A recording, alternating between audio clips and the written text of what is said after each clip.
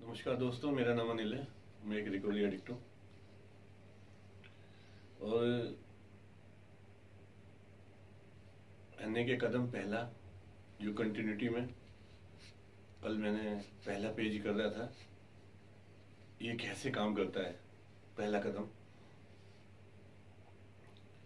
Narcotics anonymous में हम अपने एडिक्शन के हर पहलू पर काम करते हैं, ना कि सिर्फ इसके प्रत्यक्ष लक्षण पर।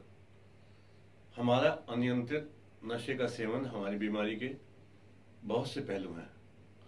इस कार्यक्रम का अभ्यास करने से हर एक को पता चलता है कि हमारा एडिक्शन व्यक्तिगत तौर पर हमें किन किन तरीकों से प्रभावित करता है। भले ही व्यक्तिगत तौर पर एडिक्शन का असर हमारे जीवन पर कुछ भी क्यों न हो, लेकिन हम सब में कुछ लक्षण आम है। पहले कदम पर काम करके हम जुनून, मजबूरी, इंकार और जिसको बहुत से लोग आध्यात्मिक शून्यता कहते हैं, इन सब का हम सामना करते हैं। जैसे हम अपनी बीमारी के इन सारे पहलुओं को जांचते हैं और मान लेते हैं, वैसे वैसे हम अपनी शक्तिहीनता को समझना शुरू करते हैं। हम में से बहुतों को इस विचार से समस्या हुई कि एडिक्ट होने के नाते हम जुनून से भरे और मजबूर हैं। यह शब्द हम पर लागू होते हैं। इस विचार ने हमें शायद सिकोड़ दिया है, लेकिन जुनून और मजबूरी हमारी शक्तिहीनता के पहलू हैं। अगर हमारी शक्तिहीनता की स्वीकृति पूर्ण रूप से करनी है, तो हमें अपने जीवन में जुनून और मजबूरी के अस्तित्व को समझना और मानना पड़ेगा।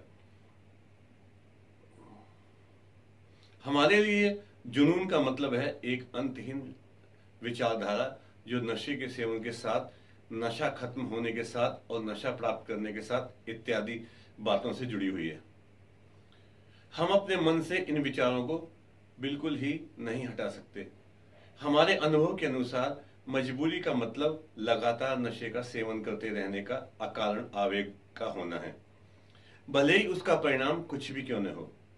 हम बिल्कुल नहीं रोक सकते। हम जुनून और मजबूरी को अपने नशे के सेवन के साथ जुड़ी हुई बातों के दृष्टिकोण से देखते हैं, क्योंकि जब हम कार्यक्रम में पहली बार आते हैं, तब हम एक दूसरे के साथ नशे के एडिक्शन को लेकर पहचान बनाते हैं। जैसे जैसे हम अपनी रिकवरी में चलते रहेंगे, वैसे वैसे हमें दिखाई देगा कि हमारे एडिक्शन के ये पहलू हमारे जीवन के बहुत से क्षेत्रों में वैसे उभर आते हैं कैसे उभर आते हैं। धन्यवाद। आज के लिए इतना ही।